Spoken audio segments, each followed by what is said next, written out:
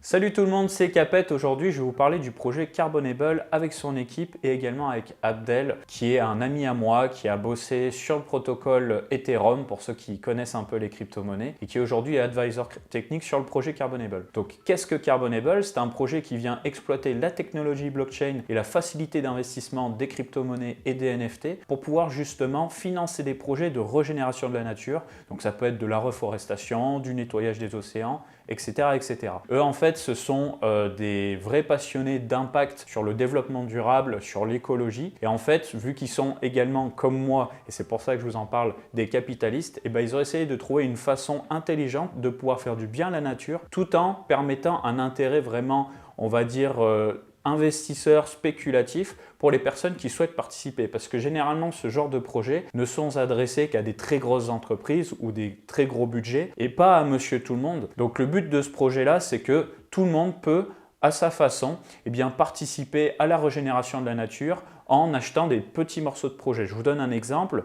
Imaginons vous avez un projet de reforestation ou de nettoyage des océans. On va le budgétiser. Voilà, on va dire ça se passe dans telle zone, c'est tel budget. À partir de là, une fois que c'est budgétisé, on va fragmenter ce budget en plein de petits morceaux qui seront des NFT et la communauté va pouvoir tout simplement acheter un ou plusieurs NFT. Et en plus de ça, elle va pouvoir utiliser ces NFT pour pouvoir les staker. Donc ça, c'est un terme en crypto-monnaie pour dire vous bloquez ces NFT, vous ne pouvez pas les revendre, voilà, vous les bloquez quelque part et vous allez toucher un rendement en points carbone que vous allez pouvoir revendre. Donc vous avez un intérêt spéculatif à la chose et vous avez un intérêt purement, je dirais, humain dans le côté régénération de la nature à le faire. Et c'est ça que je trouve intéressant, c'est qu'on a vraiment le côté capitaliste et en même temps le côté écologique. On n'est pas dans de l'écolo-réac où on dit faut faire ça, ce qui a tendance à gonfler les gens parce qu'on sait très bien que finalement souvent les gens font les choses par intérêt. Donc là en fait on mélange les deux prismes,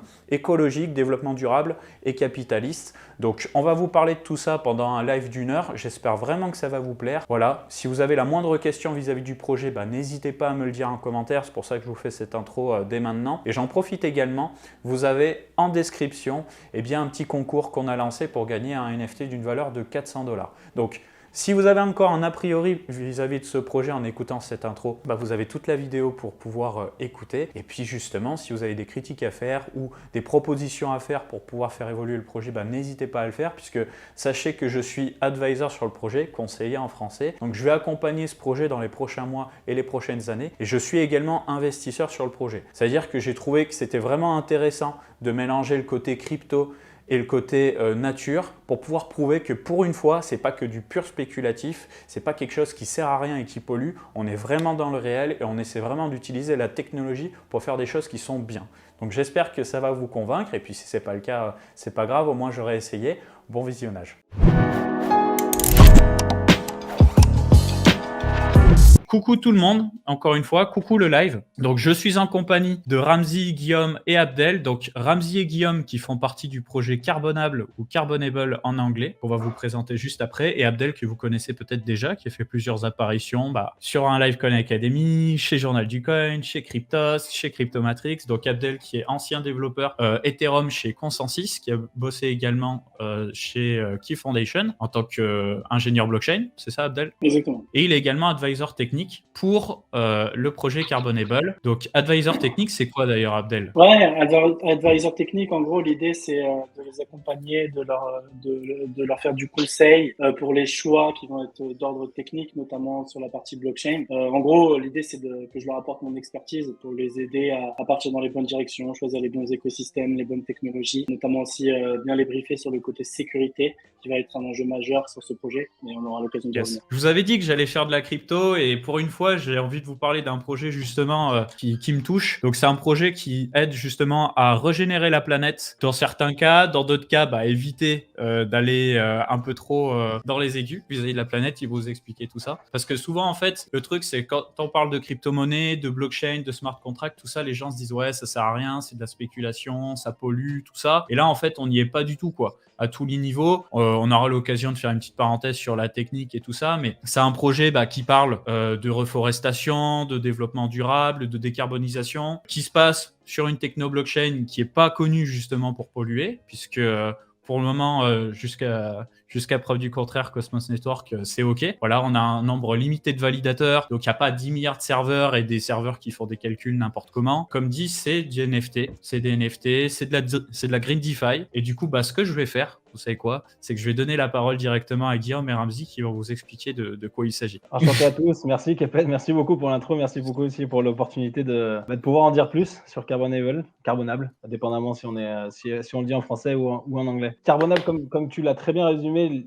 l'idée c'est de contribuer activement à la régénération de la nature par le biais et grâce à la blockchain. Donc en fait, l'idée c'est assez simple, le réchauffement climatique et de manière générale l'enjeu climatique, c'est l'enjeu de ce siècle, je pense qu'on en est tous conscients. Donc on est parti de ce postulat en se disant comment on peut faire potentiellement pour changer les choses avec Ramzi. On est parti on a un autre constat qui est que la blockchain c'est quand même un outil qui est révolutionnaire, qui ouvre plein de nouvelles opportunités, et on s'est dit tout simplement ok, comment on peut potentiellement lier l'un à l'autre et quel serait le moyen le plus efficace. Donc on a fait un bon bout de chemin, on a rencontré des experts climat, des experts terrain, des experts de la blockchain, des experts du marché carbone. On a vraiment fait en sorte de comprendre tous les rouages de cet enjeu-là et comment on pourrait mixer les deux. Et on est arrivé justement avec ce qu'est Carbonable aujourd'hui. Donc c'est une solution de financement décentralisé pour des projets de régénération de la nature et qui permet donc de lier d'une certaine manière l'économie Web3, l'économie blockchain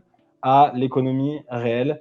Et notamment, l'économie réelle, mais encore plus particulièrement, la lutte contre le réchauffement climatique. Yes. Je fais une petite parenthèse d'ailleurs pour ceux qui nous écoutent sur la partie Web3, parce que c'est un mot qu'on entend beaucoup parler. Voilà, là, c'est moi qui parle, c'est mon avis. Quand vous entendez Web3, vous devez entendre crypto. C'est juste que les gens ont tellement d'a priori vis-à-vis de la crypto qu'on aime bien rebrander en mode Web3. Mais en fait, Web3, c'est la décentralisation, c'est une économie du partage d'une certaine façon, puisque dans l'économie du Web2, quand on pense à Google et Facebook, par exemple, les gros réseaux sociaux, médias sociaux, si vous préférez, c'est très généralement une plateforme qui offre de la visibilité et qui, en échange, revend vos données principalement. Tandis que dans l'économie de la crypto-monnaie, on va dire que l'argent circule de manière beaucoup plus circulaire, d'une certaine façon. C'est pas un système pyramidal. Il y a pas mal de choses à comprendre. Quand on vous parle de blockchain, c'est une base de données. Quand on vous parle de défi, c'est de finances décentralisées. C'est justement exploiter le côté décentralisé des crypto-monnaies et de la blockchain pour la finance. Et il y a aussi des NFT, mais ça,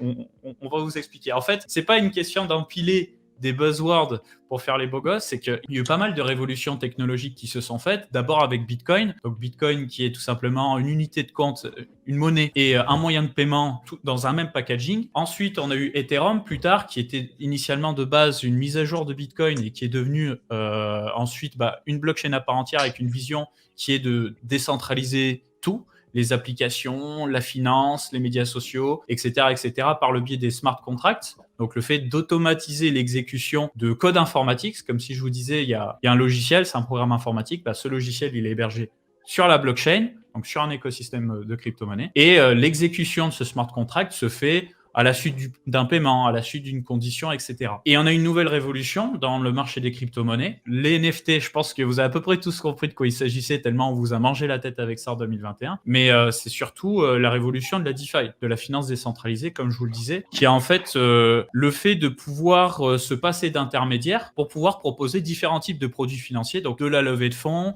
prêter de l'argent, moyennant des taux d'intérêt, emprunter de l'argent, donc en payant des taux d'intérêt, etc., etc. Les possibilités de la DeFi sont absolument infinies. Et dans le cas de Carbonable, vous avez un cas très spécifique de ce que c'est la DeFi. On s'est connus en énorme soirée. Non, on s'est connus en énorme soirée en école d'ingé, en prépa. Hein. Moi, j'étais sur les bancs de l'école. Je suis arrivé un an après. Et Guillaume, pour vous dire, c'est la première personne à qui j'ai parlé, en fait, pour poser des questions en mode où est-ce que je fous les pieds? Tu vois ce que je veux dire? Ouais. Donc, depuis, il s'en est passé du chemin. Donc, on a une formation et je vais laisser Guillaume expliquer ce qu'il allait faire côté Canada. Formation ingénieur. Ça, c'est le côté très chiant de la présentation. Vous allez voir, c'est très scolaire. Où j'ai fait une école d'ingénieur plutôt dans le génie industriel, donc plutôt dans ce qui était opération. Toujours kiffé j'ai toujours été geek dans l'âme depuis 3 ans. Windows 3.11, CD. Prince of Persia avec la barre d'espace qui nous permet de faire des choses immenses. Pour le coup, je me suis dit, je vais passer un peu plus dans l'exécution, dans l'opérationnel, sur le côté boulot, où je suis allé faire de la supply chain chez Procter & Gamble, qui font des Always et des Tampax pour les amateurs. ou les amatrices, peu importe, où j'ai fait 5 ans, puis je suis passé chez Coty qui eux font des parfums, comme quoi, vous voyez, le produit en l'occurrence, c'est vraiment le côté opérationnel et exécution qui était important. J'étais directeur d'entrepôt logistique, donc plutôt éloigné, on pourrait dire, de tout le monde crypto. Néanmoins, il y avait beaucoup de systèmes d'information qui nous permettaient de piloter l'ensemble des informations, des métadatas, les données, les choses comme ça. Donc il y a ce côté geek qui est resté très fortement accroché en moi. Il y avait la partie sustainability où j'étais aussi responsable de tout ce qui était éco-emballage. J'ai travaillé en France et je me suis plutôt occupé de tout ce qui était logistique. J'ai switché il y a pas longtemps où j'ai rejoint un cabinet qui s'appelait Anabi Consulting pour faire du conseil, tout ce qui était IT et solutions digitales, accompagner les entreprises. Vraiment, il y a plein d'outils qui sortent sur le marché et finalement, on est tout aussi perdu que les entreprises. Et pour tout nouvel outil, typiquement sur le low-code, qu'est-ce qu'on appelle le low-code? Il faut définir des stratégies d'approche. Et pour faire une stratégie d'approche, faut expérimenter. Et pour expérimenter, il faut aller voir, là, en l'occurrence, c'était chez Total, où on allait voir l'ensemble des porteurs de projets encore chez Total pour essayer de voir comment cette technologie-là, vous voyez, il y a déjà un peu l'ADN de comment on a utilisé un peu l'approche sur Carbonable. On a déjà commencé à exploiter ça. Et en fait, avec Guillaume, ça fait 3 ans qu'on a absolument envie de créer quelque chose ensemble. Donc, on est resté en contact. Guillaume vous racontera sa partie du chemin. On a lancé une première initiative, toujours dans la sustainability. Bon, c'était plutôt en rapport avec l'art. Donc, on n'a pas eu le nez creux, on n'est pas parti sur les NFT à ce moment-là, mais on voulait vraiment être très pragmatique dans l'approche, voilà, très terre à terre, très tangible. Bon, moi, j'ai quand même eu le côté spéculatif de toucher un peu à la crypto-monnaie à côté pour, faire rendre prolifique finalement mes économies et quoi de mieux à ce moment-là ça faisait partie des choses qu'il fallait commencer à tester. Donc on commence par le côté spéculatif, puis on s'intéresse plutôt à la technique de ce qui se cache derrière, puis on commence à réfléchir au cas d'usage. Donc première initiative, on a beaucoup appris, c'est comme ça qu'on dit. Moi je n'échoue pas, j'apprends. Je t'apprends, je te coupe 2 secondes. Quel âge tu as? Moi j'ai 33. 33, voilà. Donc pas mal de travail en supply chain, logistique, Exactement. IT, puis art, crypto. Il vous a beaucoup parlé de son passé, mais c'est toujours intéressant. C'est une approche que j'essaie d'avoir de plus en plus sur les marchés. C'est que c'est bien de savoir les gens qui sont derrière les projets pour se dire est-ce que c'est un gars qui arrive, qui sort d'un buisson, ou est-ce qu'il y a une matière à en retirer de toutes ces informations. Excuse-moi, Ramzi, je te laisse. Non, mais c'est hyper important et je pense que j'ai essayé je l'ai fait longuement. J'essaie de parler doucement comme on a convenu, mais je voulais mettre en avant un peu la narrative de voilà comment tout le parcours nourrit finalement ça et Carbonable. On a commencé à travailler là-dessus, en tout cas à rencontrer des acteurs il y a quelques temps. Et l'idée, c'est vraiment ça, et ça boucle un peu avec ce que tu dis. Il y a une histoire de narrative à raconter aujourd'hui. On s'est rendu compte qu'il y avait un besoin, un cas d'usage. Nous, l'idée, c'était pas de mettre de la blockchain partout, et on s'est rendu compte qu'il y avait un outil qui était super, qui était peut-être pas utilisé comme ça, en l'occurrence sur l'économie réelle, en tout cas, qui pouvait faciliter grandement la vie, faciliter à la fois le côté financement, et on va voir plutôt le côté traçabilité. Financement, traçabilité, sécurité, décentralisation. Ouais, c'est tout ça, les cryptos. Exactement. Et on s'est dit, voilà, il y a quelque chose à faire. Et il se trouve qu'il y a un énorme besoin dans l'économie réelle, où le rapport du GIEC, et ça, Guillaume en parle bien mieux que moi, donc je lui laisse, je vous spoil pas cette partie-là, mais en tout cas, voilà pour mon parcours et ce qui nous a ramené sur ce projet magnifique. Et bon, la rencontre avec Abdel, mais ça, on fait un petit teasing. On va y venir juste après, ouais. On va écouter Guillaume et on va en venir à Abdel et puis comment c'est connu tous les 4 du coup. Guillaume, je te laisse enchaîner du coup. Moi, un peu comme Ramzi, comme on a dit, on s'est rencontrés sur les bancs de l'école, c'est vrai. C'était école d'ingé à la base. Je me suis vite rendu compte que c'était pas exactement ce qui me faisait kiffer. Donc je suis parti juste après le diplôme d'ingé, je suis parti au Canada, à Montréal, faire un master en business, donc un master d'école de commerce à HEC Montréal. Et le plan, normalement, c'était je restais là-bas, je faisais mon master et je m'en allais, mais je suis tombé un peu amoureux du Canada. Je suis resté 8 ans, donc finalement... Ah oui, quand même. Ouais, quand même. J'ai toujours eu des très bons échos du Canada, sauf récemment avec le convoi de la liberté et le blocage des fonds crypto. C'était la petite parenthèse, voilà. Et moi, ce que j'ai vraiment kiffé là-bas, et ça touche un petit peu l'aspect professionnel, en fait, c'est le côté vraiment entrepreneurial. Ils ont quand même cette vision nord-américaine. C'est un mix entre l'Europe et les States, un peu. J'ai très vite été, donc, du coup, dans l'écosystème incubateur, avec plein de startups. Et j'ai vraiment, vraiment aimé ça. Suite à ça, du coup, j'ai fait de la direction produit digital, chez une boîte qui a explosé depuis, qui s'appelle Strategy AI. Donc, ils ont grossi très fortement là, et avec des leaders super inspirants.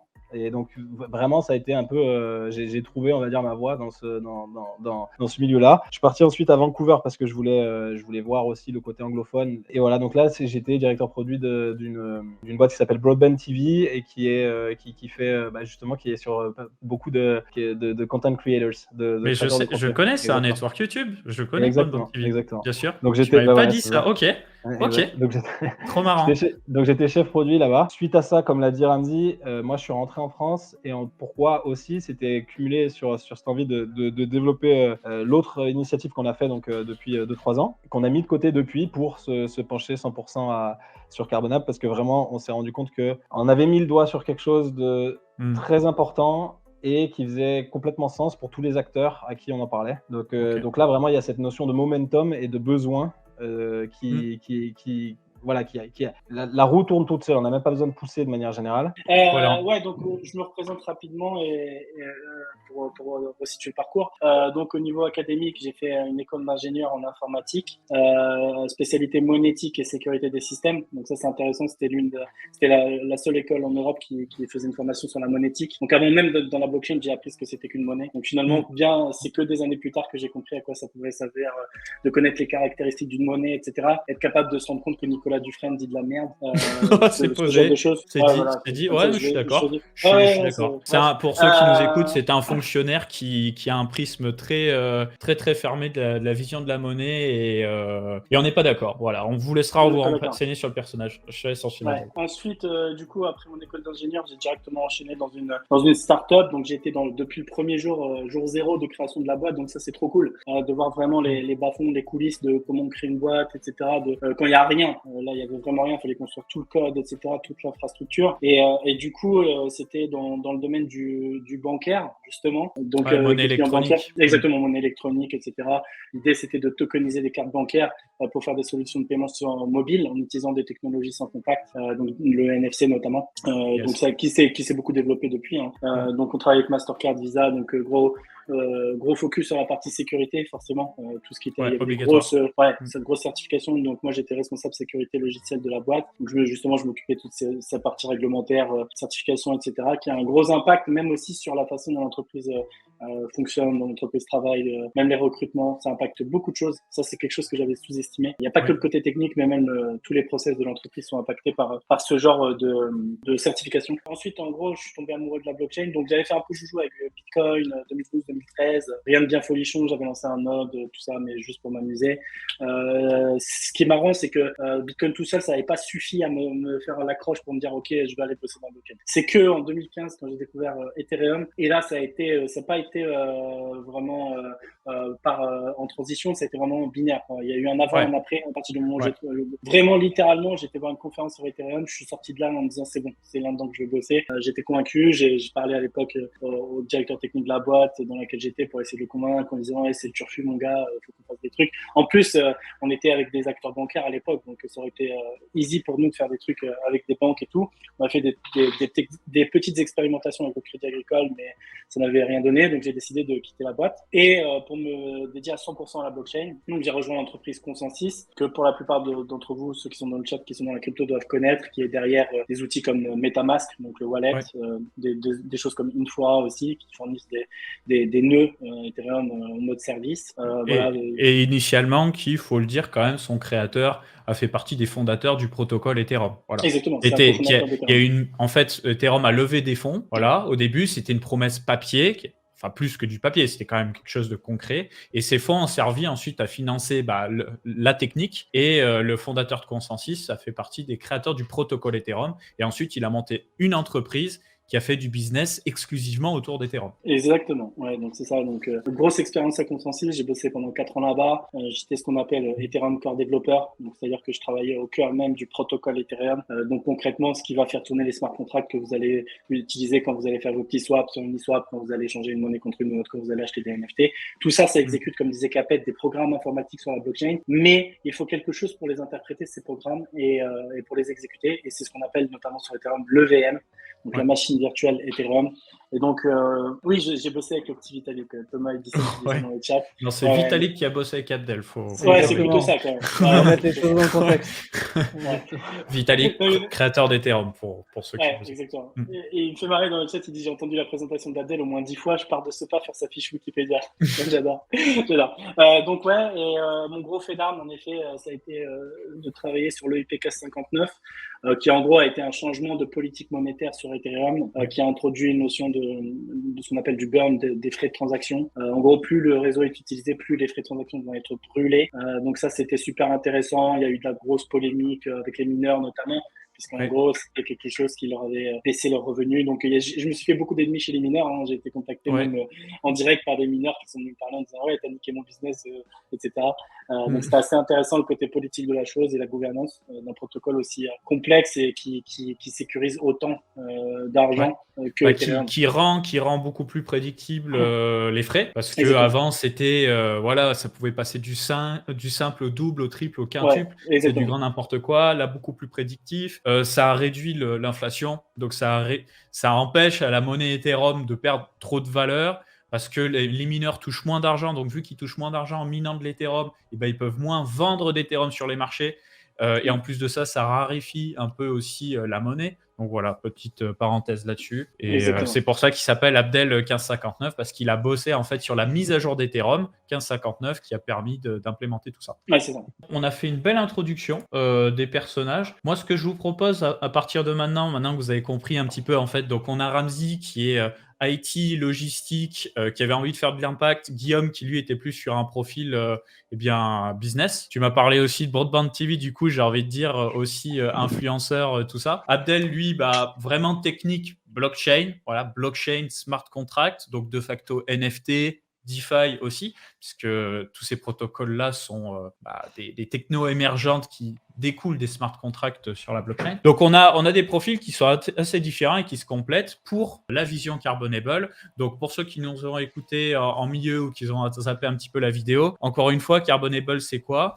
C'est exploiter la technologie blockchain, crypto, NFT, DeFi pour pouvoir régénérer la planète, lutter contre le réchauffement climatique, tout simplement. Donc, Ce qu'on va faire dans ce cas-là, on va faire peut-être une petite remise dans le contexte, on va dire. yes. Qu'est-ce que Carbonable, grosso modo. Et ensuite, on va aller dans le produit, où Ramzi va faire la démo justement de notre produit pour que les gens puissent visualiser vraiment ce que c'est. Concernant les prochaines étapes, je pense que c'est important. Effectivement, on lance la première vente Carbonable courante ce mois-ci. On va annoncer très prochainement justement ces étapes-là. Le réchauffement climatique, on est tous d'accord, c'est quelque chose il n'y a plus personne qui le remet en question. Les derniers rapports du climat, enfin de l'Agence internationale du climat à ce sujet qui s'appelle le GIEC, sont clairs, nets, précis. Il faut investir massivement dans la nature. La nature est une solution exceptionnelle pour absorber le carbone. Les entreprises ont beau faire tout ce qu'elles veulent pour diminuer leur émission carbone. Ça, c'est la priorité numéro 1. On ne remet pas du tout ça en cause. Quand bien même tout le monde fait tous les efforts possibles et imaginaux, il y aura toujours une émission carbone en trop de manière générale, et il faut absorber le carbone. La nature est la meilleure solution, la meilleure technologie qui existe aujourd'hui pour absorber le carbone. On appelle ça des puits de carbone. Okay. La vérité, c'est que ça fait un siècle, on a bousillé la nature complètement. On est passé de 70% de forêt vierge, de nature vierge, à environ 33% aujourd'hui. L'une des priorités du GIEC, c'est régénérer la nature pour atteindre l'équilibre climatique. Donc nous, on s'est basé sur ce constat-là, qui est de régénérer la nature. Maintenant, il y a un autre point qui est important et que je pense qu'il est important que les gens comprennent. En fait, il y a un incitatif ou un outil, on va dire, c'est un instrument financier qui s'appelle le crédit carbone. C'est quelque chose qui a été créé par les institutions, donc le protocole de Kyoto en 97 d'ailleurs, pour être précis. C'est un incitatif pour les entreprises qui justement veulent avoir un impact carbone minime ou neutre, d'acheter ces crédits carbone. Donc j'émets des émissions en trop, j'achète des crédits carbone pour compenser mes émissions. Donc ça, c'est l'incitatif. Nous, donc ce qu'on permet de faire finalement, on s'inscrit dans ce marché de régénération de la nature en utilisant l'incitatif du crédit carbone. Comment on fait ça? On permet à des personnes, à n'importe qui finalement, d'investir dans des projets de régénération de la nature. Donc on investit dans des projets de régénération de la nature et en ayant investi dans ces régénérations-là, je vais toucher un rendement qui va être associé justement à la vente des crédits carbone qui va être effectuée par ces projets-là. Donc, si tu veux, tu peux partager mon écran. Je vais faire visuer. Il y a un commentaire de Mouli, mais c'est exactement ça. Mouli a adoré ça et il a vu la faille qu'il y a eu dans le système qui était la TVA. On vous rassure, on va pas faire une série Netflix. On aimerait bien, malheureusement, on va essayer d'être très rigoureux sur l'approche scientifique. Il n'y a plus de TVA, donc malheureusement, c'est plus possible. Et on va pas pouvoir proposer ça avec nos NFT, l'arnaque à la taxe carbone. Malheureusement, on va essayer de proposer quelque chose qui est de la compensation. Mais vous allez voir que ça reste hyper intéressant et de rester dans les règles et hyper bien parce qu'il ne faut pas l'oublier, l'intérêt c'est quand même l'impact, bien qu'en ayant le lead. Donc, du coup, ça c'est important de mentionner peut-être ces deux gros problèmes pour que justement vous ayez en tête tous les auditeurs qu'on résout des problèmes. L'idée c'est justement aller anti-Mouli de manière générale. Il y a dans ce marché qui est le financement des projets de régénération, il y a deux énormes problèmes. Il y en a un, c'est celui qui est associé au financement des projets. Ces projets, ils nécessitent une certification, ils nécessitent une étude de terrain en amont finalement que le projet se lance. Le souci, c'est que pour l'instant, c'est financé exclusivement par des multinationales. En gros, c'est accessible uniquement par ces entreprises-là. Et donc, le problème, c'est qu'il y a plein de projets ou de porteurs de projets qui ne trouvent pas le financement parce que justement, il n'y a pas ces financeurs qui sont intéressés pour ces petits projets. Donc ça, c'est un énorme problème, c'est qu'en fait, il y a beaucoup de projets qui pourraient voir le jour et qui ne voient pas le jour à cause de ça. Il y a aussi un autre problème, il y a beaucoup de vieux acteurs qui prennent beaucoup d'argent, qui ne servent pas à grand-chose, qui sont lents, etc. Mais ça, c'est un autre sujet. Le deuxième point très important, et c'est ça aussi qu'on essaie de résoudre via Carbonable, ou qu'on résout d'ailleurs, c'est le côté confiance et transparence. C'est exactement le point de Mouli. C'est en fait... Il y a eu beaucoup trop d'abus dans ce milieu-là de manière générale, et notamment dans les régénérations de la nature, où en fait, c'est un peu le Far West. La régulation est assez, on va dire, légère. Il y a beaucoup de doutes des fois sur la valeur ou la validité, on va dire, des crédits carbone qui sont émis. Il y a eu beaucoup de crédits carbone qui ont été émis de très mauvaise qualité. Et pourquoi ? Il y a un manque de confiance, de transparence. On ne sait pas d'où viennent les projets, on ne sait pas qui c'est qui les finance, on ne sait pas où va l'argent, on ne sait pas si le projet est toujours en vie 10 ans après. Il y a énormément de choses comme ça. Donc nous, ce qu'on a fait finalement. Juste une petite parenthèse, Guillaume, si tu veux revenir en arrière, parce qu'en plus j'avais une question passée qui était plutôt intéressante. Donc jusqu'à là, ce qui est important de le dire, c'est qu'on n'a pas encore parlé de blockchain. Nous, on s'est juste rendu compte, et merci à la personne qui a posé la question sur Mouli, ou la remarque, c'est que c'est vraiment ça, on s'est rendu compte qu'il y a un système qui est mis en place par Kyoto, par l'ONU et des choses comme ça. Donc par rapport à la question qui était sur cet incitatif là, ou par l'incitatif, où fonctionnent mes crédits carbone. En fait, finalement, c'est un standard worldwide parce que ça a été mis en place par Kyoto, c'est l'ONU, donc c'est tous les pays de l'ONU. Donc ça, pour le coup, c'est plutôt standard. En l'occurrence, le problème, c'est plutôt du côté de tout ce qu'a dit Guillaume. Aujourd'hui, le financement, il est réservé aux énormes entreprises qui ont les possibilités de sortir d'énormes chèques pour investir dans ces crédits carbone-là. Donc, toutes les plus petites entreprises qui veulent aussi avoir un impact sur le carbone, c'est réservé qu'aux plus gros pour la partie marketing. On est très content de savoir que Total et Adidas sont neutres d'un point de vue carbone. Bon, en l'occurrence, quand je mets du pétrole, voilà, dans ma machine, ça reste du pétrole. Donc, on va vraiment parler de compensation. En tout cas, il s'est dédié, c'est réservé à ces grosses entreprises. Donc là, l'idée, ce qui est intéressant par la blockchain, ça le rend accessible. Super. Les NFT, c'est de la fragmentation, c'est de la tokenisation. C'est finalement une comptabilité, une gestion comptable qui est simplifiée et qui est transparente et du coup visible par tous. L'autre côté, et ça on en avait parlé aussi, c'est la traçabilité, la transparence. Et ça, encore une fois, la blockchain permet de faire ça. Donc c'est vraiment ça. Il y a des soucis qu'on a remarqués partout. On a été comme vous, on a été étonnés. On s'est dit, attendez, mais il y a quand même un truc hyper intéressant. La blockchain, les gars, faut y aller. Et nous, on y allait. C'est un peu l'objet de cette slide-là, et ça résume un petit peu notre proposition de valeur finalement, c'est on a décidé de tokeniser les projets carbone. Donc on tokenise les projets carbone, c'est-à-dire on les divise en plein d'actifs digitaux, petites pièces d'actifs digitaux pour plusieurs choses. Un, donner, fluidifier ce financement, le rendre beaucoup plus facile. On le rend accessible à n'importe qui est sur la blockchain de financer ces projets-là. On le réserve plus exclusivement aux grandes entreprises. Ensuite, le côté transparence. Parce que là, comme vous le voyez, en fait, on a choisi le format NFT pour qu'il y ait le maximum d'informations qui soient visibles pour les acheteurs de ces actifs digitaux. On sait exactement qui est le porteur de projet, qui est le certificateur, dans quel pays, combien d'hectares sont en jeu, combien de tonnes sont en jeu, etc. tout est complètement transparent. Et de manière générale, la blockchain, les informations sont disponibles à tous, donc on peut rien cacher de manière générale. C'est vraiment l'intention derrière. Donc ça, c'est comme ça qu'on a résolu l'énigme.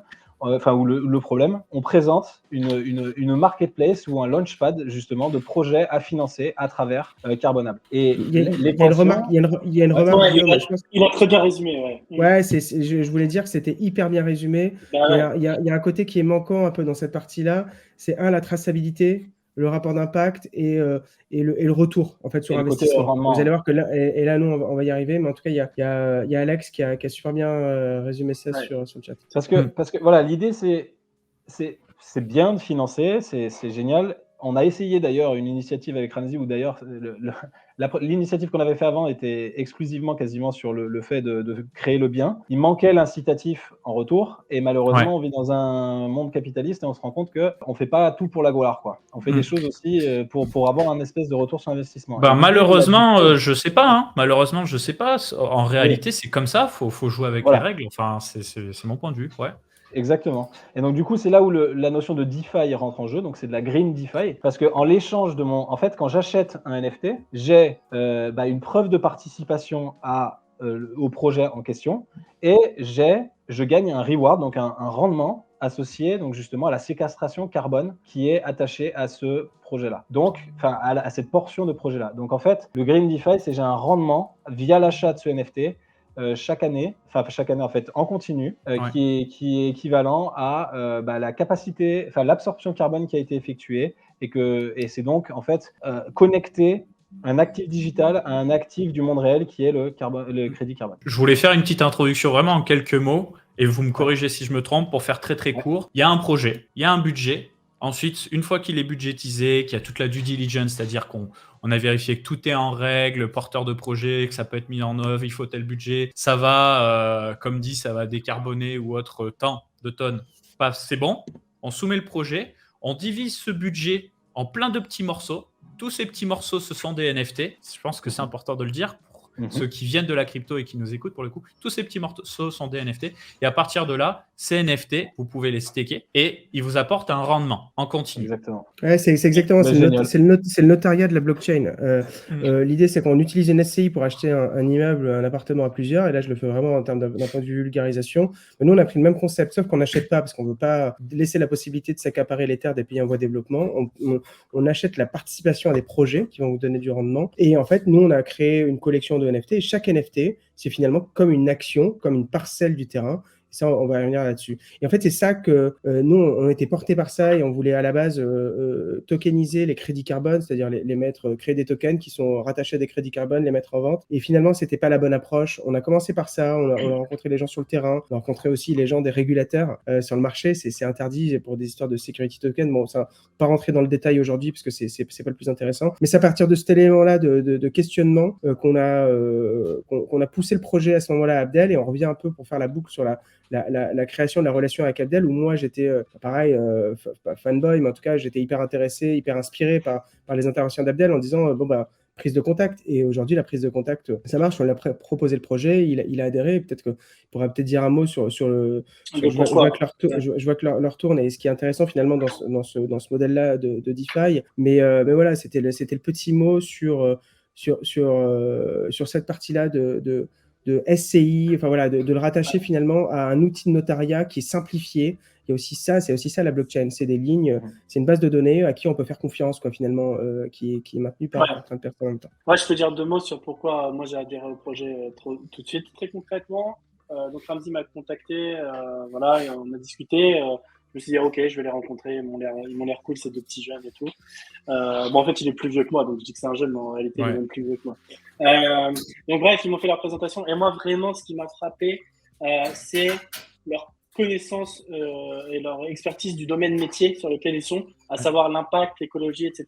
C'est vraiment ça qui m'a frappé. Et j'avais peur que ce soit entre guillemets, des opportunistes qui voulaient faire un projet blockchain et qui cherchaient quoi mettre dedans. Et là, c'est la logique inverse. Et c'est ça que je reproche à énormément de projets blockchain. En fait, ils disent on va faire un projet blockchain parce que c'est stylé. C'est un buzzword, le Web3, etc. On Ça va fait des pouvoir vendre. sous, ça fait le Et CV. là, exactement, là, c'est totalement l'inverse. Ils m'ont d'abord présenté leur expertise métier, ce qu'ils connaissaient. Et puis bon, leur parcours aussi parle pour eux-mêmes. Ils connaissent le sujet.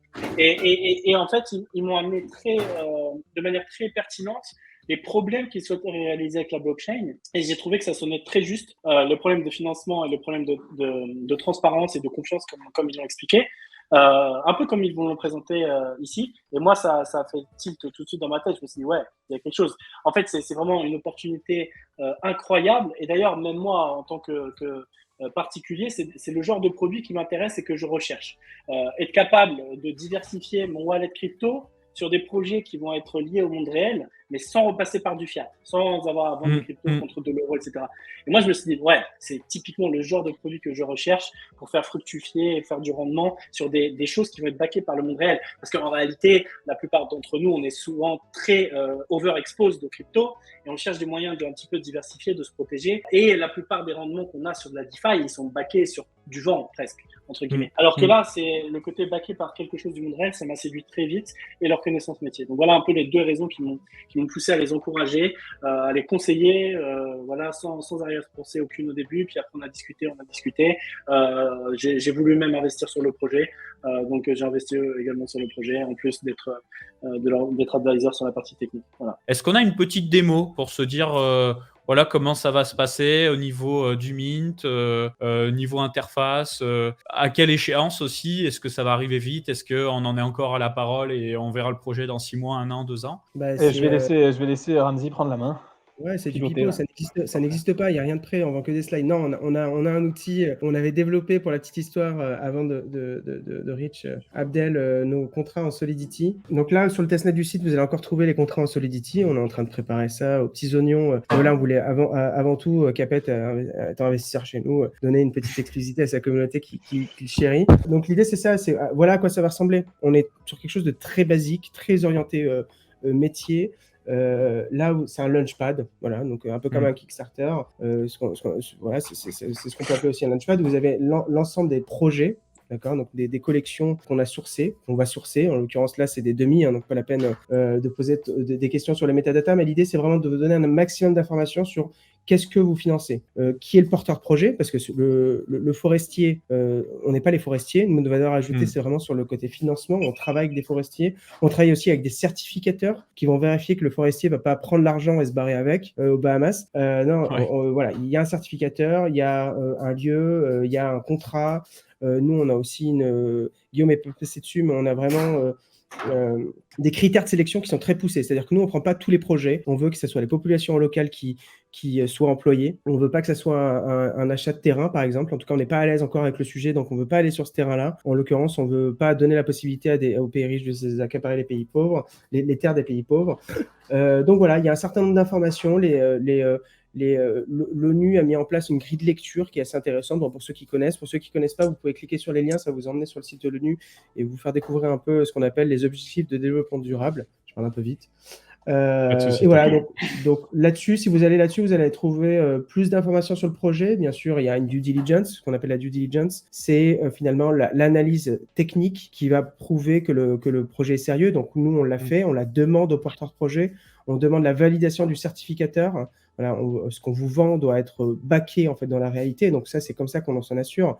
C'est ce qu'on va pouvoir trouver sur tout ce qui est projet industriel. On va toujours backer ça par un certificateur ou un assureur, exemple Verisure. Hein. Et donc l'idée, c'est vraiment d'avoir une position. Tous les projets n'ont pas la même n'ont même la même position géographique, rien que ça. Donc c'est pour ça qu'on veut vraiment séparer les collections et que chaque projet est différent, à un tarif différent, à une opération différente et peut être soit de la forêt, soit de la mangrove, soit de la captation sous-marine. Donc l'idée de nous, c'est vraiment de pousser des porteurs de projets qui sont sérieux, qui sont certifiés et de les proposer en investissement. L'intérêt, c'est que nous, on pense que le prix du carbone, et Guillaume en parlait, le marché explose, il fait x2 chaque année. Donc en fait, en investissement aujourd'hui, d'ici 30 ans, vous êtes sur un marché qui est prévu à x10 et il n'a jamais corrigé, en fait, c'est juste ça. Et aujourd'hui, les seuls qui ont accès à ce marché-là, c'est les entreprises. Et nous, on vous donne la possibilité de vous acheter des capacités d'absorption annuelle. On ne vend pas des crédits carbone, on vend vraiment des capacités d'absorption. C'est comme si vous aviez une terrain et petit à petit, vous chopez un rendement au fur et à mesure que ça absorbe. Très rapidement,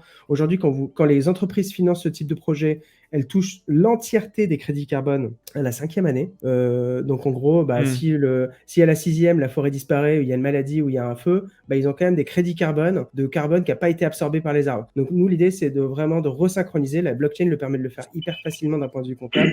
On resynchronise avec la réalité. Il y avait un point sur Juno, donc vous allez pouvoir minter directement avec vos Kepler, donc ça fonctionne. On a même fait en mainnet, donc là je vais pas dépenser mes Juno. On a fait le test, ça fonctionne. Donc le premier projet est en cours de sélection. On a une équipe qui est au Panama en l'occurrence aujourd'hui. On a une autre équipe qui cherche un autre projet pour fournir des projets hyper quali. Le stacking vous permettra plus tard de venir déclarer le fait que vous avez participé à un projet. Nous, ça vous permettra de vous redonner des rewards. Donc nous, on va collecter les crédits carbone, les vendre sur le marché et vous rewarder. Donc vous donnez votre part d'allocation. C'est comme le loyer. J'ai vu quelqu'un qui parlait de royalty. Nous, c'est là notre loyer, il vient d'où? Il vient des crédits carbone. On fournit le crédit carbone aux investisseurs.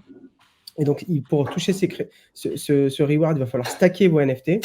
Libre à vous de les sortir du stacking pour aller les vendre sur le marché secondaire, sur un OpenSea-like ailleurs, pour récupérer vos liquidités. Donc, c'est hyper liquide, ce qui n'est pas permis aujourd'hui pour les entreprises. Il y avait un point sur Juno, en fait, il n'y avait pas encore d'OpenSea sur Juno, enfin, en gros, d'OpenSea, de visualisateur de NFT. Donc, on a créé un petit portfolio qui permet de voir un peu, finalement, les différents assets que vous avez achetés sur Carbonable, en attendant la possibilité, soit de les revendre sur un marché secondaire, soit de les mettre en stacking. Nous, vraiment, on est vraiment très à l'aise. Alors, nous, l'idée, c'est de ne pas porter le débat. Aujourd'hui, vraiment, on a une approche scientifique, on est très bold dans l'approche. Et en fait, on a toute l'expérience de Time for the Planet qui, en fait, sont fait attaquer le plus. Les plus virulents ont été, en fait, les gens de la communauté écolo qui sont des hyper réacs, en fait. C'est-à-dire qu'il y a beaucoup de paroles et peu d'actes. Et nous, c'est ce qui nous pousse à bouger aujourd'hui, c'est qu'il y a plein de gens qui parlent énormément. En fait, l'écologie, le climat, on en parle depuis des années, il se passe rien. Donc nous, on est là en mode, c'est clair, on est dans un monde qui est capitaliste, on est des capitalistes. Ouais, moi, je veux dire, non, mais là, je veux dire, moi, ça m'arrive de prendre l'avion, et je veux dire, aujourd'hui, pour vous donner un peu l'idée, un Français moyen, ça consomme 11 tonnes par an de crédit carbone. La target pour rester sous les 2 degrés d'augmentation du climat, c'est 2,5. En fait, c'est un aller-retour, c'est un long courrier. Déjà, vous êtes au-dessus en prenant l'avion une seule fois. Donc, en fait, on se rend compte que les targets sont beaucoup trop basses, beaucoup trop contraignantes. Aujourd'hui, on se dit, il faut être très pragmatique. Aujourd'hui, faire booster les choses, il faut rester dans sa zone d'influence. Et dans ma zone d'influence, qu'est-ce que je peux faire? C'est clair qu'il faut réduire. C'est clair qu'il faut essayer de faire un maximum, changer un peu des comportements. Mais on sait que ça va pas se faire du jour au lendemain. On sait que demain, on va pas arrêter tous aller dans la forêt, pieds nus, à faire du diabolo et à jouer de la sarbac. Non, mais bref. L'idée, c'est de rester très pragmatique. On n'est pas là pour créer le débat. On est des scientifiques. On est là pour utiliser une technologie qui nous permet d'inciter, pousser à ce qu'il y ait une reforestation, de venir équilibrer, de créer une balance. On n'est pas rouge ou noir, donc on est vraiment porté là-dessus. Nous, l'idée, l'étendard, c'est de porter un peu l'idéologie scientifisante, finalement, du discours, de ne pas rentrer dans le débat écologique. On se rend compte qu'aujourd'hui, c'est pas les gens à qui on va parler, parce qu'on va pas leur vendre. Les écolos sont réacs et sont sans compromis, c'est-à-dire qu'à partir du moment où il y a quelque chose qui bouge, c'est un peu le problème de la politique. Je veux pas rentrer dans la politique. Voilà, c'est un peu le sujet. Nous, on veut vraiment rester, on est apolitique, agnostique.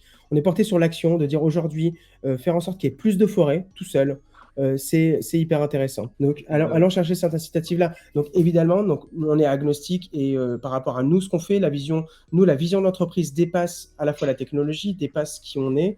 Et l'idée, c'est vraiment d'aller là-dessus. Donc, on se rend compte, on le sait, on l'anticipe qu'il va y avoir les mêmes réacs qui vont pas comprendre ce qui est fait. De toute façon, nous, c'est pas à eux qu'on s'adresse, on s'adresse à ceux qui utilisent la DeFi, qui sont plutôt en général des holders, des gens qui ont de la vision, qui sont plutôt long terme. Et nous, on fait tout pour eux. On veut être les champions des DJs et des gens qui sont sur les DeFi. Voilà, c'est la petite parenthèse. Et vraiment, nous, on est très à l'aise là-dessus. Et je vais en rajouter une couche. Comme on l'a dit, on est capitaliste et on connaît les dérives du capitalisme. Il y a toujours des mots pour tout, le libéralisme, le néolibéralisme, le néo-capitalisme, machin truc. Mais aujourd'hui, on est dans un monde capitaliste, en tout cas en Occident. Et jusqu'à preuve du contraire, pour le moment, on n'est pas passé à l'anarchie, on n'est pas passé à des modèles de redistribution des richesses où il n'y a plus du tout de hiérarchie, tout le monde est au même niveau, ça tourne tout seul. On n'en est pas là du tout, mais alors absolument pas.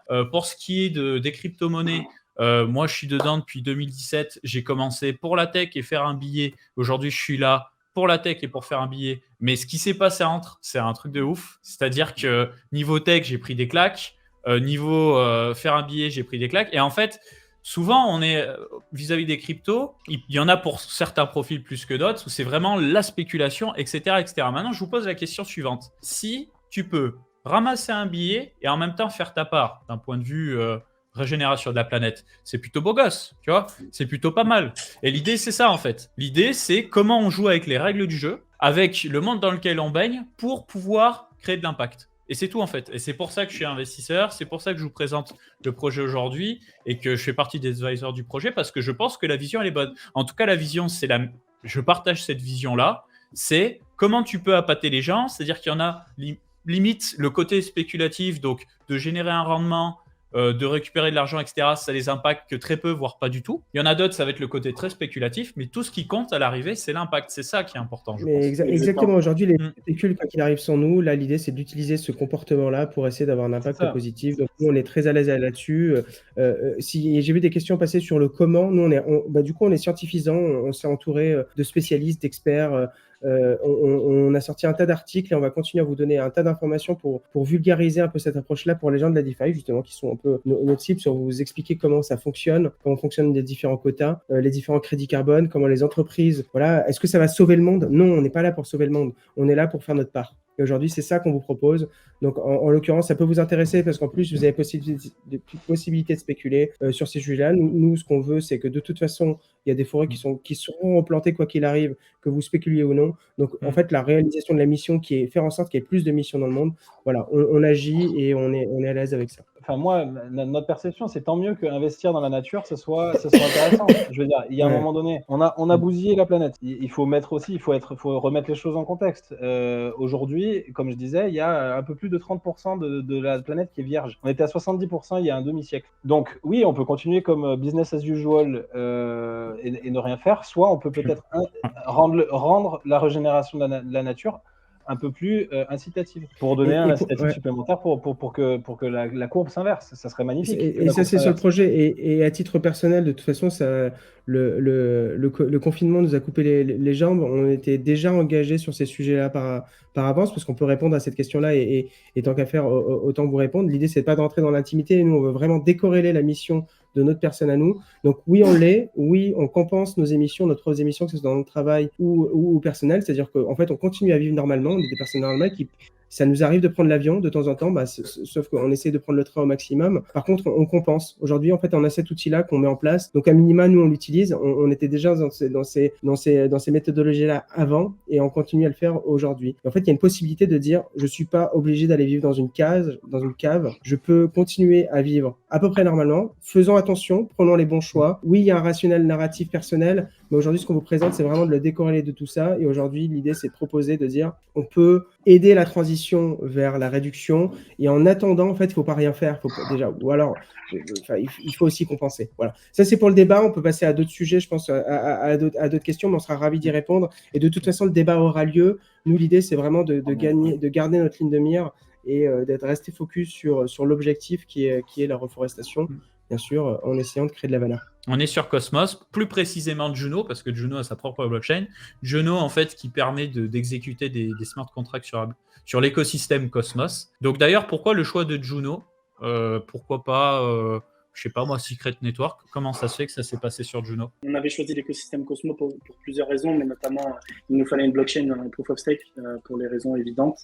Ensuite, en termes de choix, en fait, le choix était limité. En réalité, on n'avait pas énormément de choix. À l'heure actuelle, il n'y a que Juno qui permet de déployer des smart contracts en mode permissionless, c'est-à-dire que tout le monde peut déployer son propre smart contract. Ça va se développer sur d'autres blockchains, ça va arriver, mais c'est pas encore le cas, donc on n'avait pas vraiment beaucoup d'alternatives différentes. En plus, Juno, quand même, malgré tout, il y a quand même une grosse communauté, une grosse traction, pas mal de users, grosse TVL, voilà, il y a quand même un market cap et des holders. Donc, on se dit que quand même, malgré tout, ça peut être intéressant, qu'on pourra trouver des cibles intéressantes sur Juno. Mais en tout cas, voilà, on n'avait pas énormément de choix. On connaît des gens de la core team de Juno, on leur a parlé, etc. Ils aiment beaucoup le projet. Ça leur faisait très plaisir qu'on vienne sur Juno. On s'est dit, c'est que on estime que le projet est tellement fort en tant que tel qu'il n'a pas besoin d'une blockchain en particulier pour démarquer, pour vivre, etc. Donc là, on va sur Juno parce que c'est le choix à l'instant T. Maintenant, à moyen, long terme, peut-être qu'il y aura d'autres choix qui seront faits sur la partie technique en fonction de ce qui est le mieux pour financer des projets, car ça reste l'objectif principal. Donc les choix technologiques seront toujours drivés pour servir le cas d'utilisation et en l'occurrence le financement des projets qui auront un réel impact. Voilà. Et un point important aussi, c'est que quand même la solution utilisée par Cosmos est très bien pensée d'un point de vue écologique, disons. Donc forcément, ça a été un facteur de choix très important. Aujourd'hui, on est en train de finaliser notre light paper. Donc un light paper, pour ceux qui ne sont pas du monde de la blockchain, c'est grosso modo une présentation du projet détaillé de A à Z, aussi bien d'un point de vue business que d'un point de vue technique et tokenomics. D'ailleurs, c'est une question qui est passée aussi, j'ai vu. Donc l'intégralité des tokenomics sera disponible très prochainement. On est en train de finaliser justement le light paper. On était en train de le finaliser aujourd'hui, donc il sera disponible à partir de demain. Et il y a une grosse partie, il y a une section dans ce light paper, bien évidemment, qui est aussi sur l'impact écologique associé à la blockchain qu'on a choisie et pourquoi. Et on fait des comparaisons concrètes entre Bitcoin, Ethereum, ce que notre solution et même la spécifique solution de Cosmos à l'intérieur du Proof of Stake, si jamais vous êtes intéressé. Donc tout ça sera disponible dans le light paper. On essaie vraiment d'être un maximum transparent de A à Z. Pour être honnête, il y a il y a un certain nombre de projets quand même sur la blockchain où quand on lit les choses, on ne comprend pas grand-chose, on va être honnête. Il faut vraiment être expert du truc et il faut vraiment lire entre les lignes des fois pour percevoir. Nous, on a pris à contre-pied ça et on s'est dit vraiment comment on peut faire en sorte que tout le monde comprenne, que ce projet-là, vraiment tout le monde comprenne. Et donc, dans cette démarche-là, le light paper qu'on va transmettre, c'est vraiment l'optique qu'on a adoptée pour ce light paper. Du coup, merci beaucoup de nous avoir écoutés jusqu'ici. Si vous aimez bien ce genre de format, j'hésiterai pas à en poster de temps en temps sur la chaîne. Il y en a également sur la chaîne de Coin Academy, vous savez, le site de crypto-monnaie que j'ai lancé l'an dernier. Si vous ne me suivez pas encore sur Twitch, je stream à peu près 2 fois par semaine. C'est principalement des crypto-monnaies, mais je fais du gaming aussi. Donc si vous avez envie de vous y mettre, c'est l'occasion. Je réponds à toutes vos questions, bien entendu. Je vous rappelle qu'il y a encore une fois le concours dans la description pour pouvoir participer et gagner un NFT d'une valeur de 400 $. Si vous avez la moindre remarque à faire constructive vis-à-vis de cette vidéo, vous me la faites en commentaire. Moi, je vous dis à très vite sur la chaîne YouTube. Ciao tout le monde.